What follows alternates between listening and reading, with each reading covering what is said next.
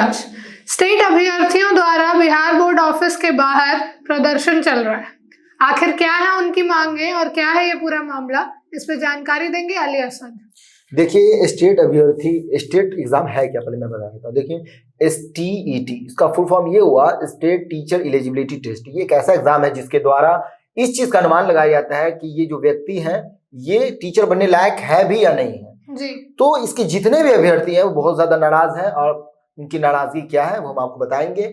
जिस नाराजगी के कारण वो पटना बिहार बोर्ड ऑफिस के बाहर प्रदर्शन कर रहे हैं, 20 से 25 अभ्यर्थी अभी मौजूद हैं और प्रदर्शन कर रहे हैं, वो नारे लगा रहे हैं। अनुमान ये है कि बिहार के विभिन्न क्षेत्रों से जितने भी स्टेट अभ्यर्थी हैं वो अपनी इस नाराजगी को लेकर आज जमा होंगे और वो प्रदर्शन करेंगे और अपनी मांगे पूरी करो, इस तरह के नारे अभी लग ही रहे हैं, और वो अपनी मांगे जब तक पूरी नहीं होंगी तब तक वो प्रदर्शन करते रहेंगे। पटना में स्टेट अभ्यर्थियों ने आज बिहार बोर्ड ऑफिस का घेराव किया है और 20 से 25 कैंडिडेट्स जो है वो ऑफिस के गेट के बाहर नारे लगा रहे हैं। उनका कहना है कि रिवाइज्ड आंसर की तत्काल जारी हो, नोटिफिकेशन की तुरंत घोषणा की जाए। गेट के बाहर सभी कैंडिडेट्स हमारी मांगे पूरी करो के नारे लगा रहे हैं।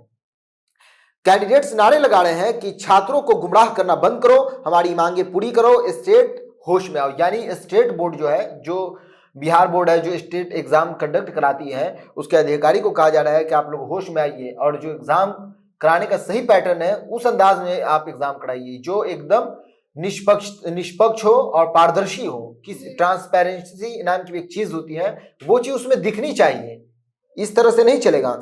तो मौके पर मौजूद कॉमर्स छात्र एक है, वो बताती हैं कि नोटिफिकेशन नहीं आ रहा है, बस डेट जो है वो बढ़ाई जा रही है और कह रहे हैं कि 2 दिन में होगा, लेकिन आ ही नहीं रहा है नोटिफिकेशन। हम ग्रेस मार्क्स की डिमांड कर रहे हैं, ग्रेस मार्क्स जो है वो उसकी हम लोग डिमांड कर रहे हैं जितने भी अभ्यर्थी हैं। और 21 क्वेश्चन आउट ऑफ सिलेबस पूछे गए एग्जाम में, 21 क्वेश्चन आउट ऑफ सिलेबस पूछा है, कितनी गलत बात है। कितने अभ्यर्थी जो है सालों से इसकी तैयारी कर रहे हैं कि वो टीचर बनेंगे और एलिजिबिलिटी टेस्ट भी दे रहे हैं, और इस तरह के आरोप के क्वेश्चन जो है वो आउट ऑफ सिलेबस आए हैं। ये बहुत गंभीर आरोप है जिसके कारण जो है छात्र प्रदर्शन कर रहे हैं।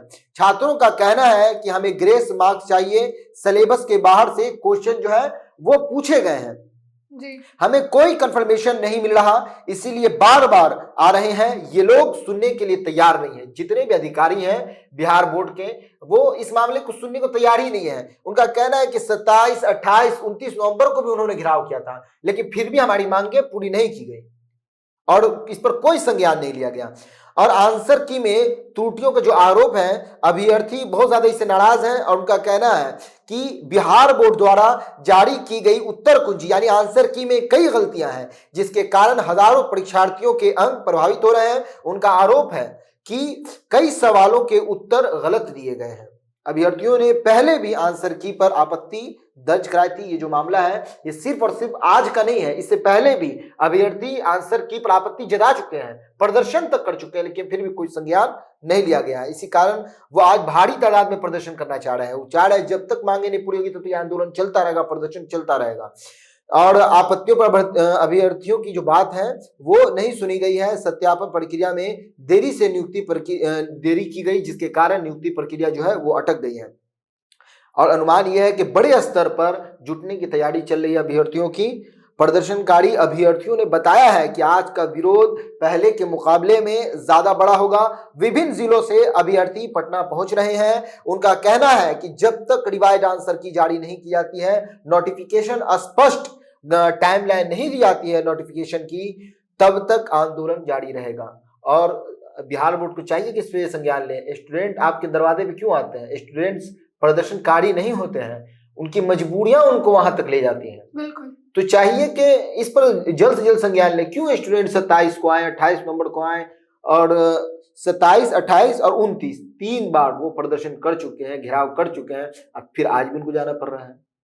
तो ये कितनी गलत बात है। इस पर सरकार को चाहिए, नई सरकार का जब से गठन हुआ है, उनका कहना है कि बिहार को हम डेवलप करेंगे, अवैध अतिक्रमण हटाए जा रहे हैं और डेवलपमेंट किया भी जा रहा है। जेपी गंगा पथ के सामने एक पार्क भी बन रहा है, लेकिन क्या सिर्फ और सिर्फ इस तरह के डेवलपमेंट ही रोजगार के स्रोत हो सकते हैं? क्या टीचर बनने के लिए सिर्फ ये डेवलपमेंट काफी है?